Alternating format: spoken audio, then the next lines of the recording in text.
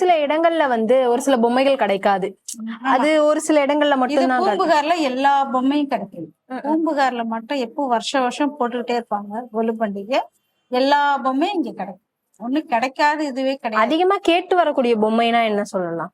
அதிகம்னா மரப்பாச்சி தான் ஃபர்ஸ்ட் வைப்பாங்க. அந்த கொலு படிக்கட்டுக்கு தான் அந்த மரப்பாச்சி வச்சுதான் அப்புறமா இது பண்ணுவாங்க.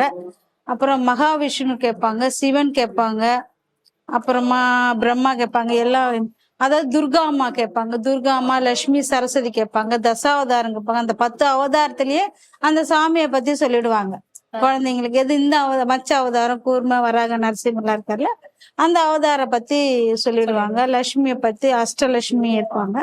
அந்த மாதிரி ஒவ்வொரு அவதாரம் ஒவ்வொரு இதுவா சொல்லிடுவாங்க குழந்தைங்களுக்கு. இது என்னன்னா அது குழந்தைங்களுக்கு தெரியப்படுத்துறதுக்காக நம்ம கலாச்சாரத்துக்கு அது முக்கியத்துவம் கொடுக்குறாங்க. பிள்ளைகளுக்கு தெரியணும் ஃபர்ஸ்ட்.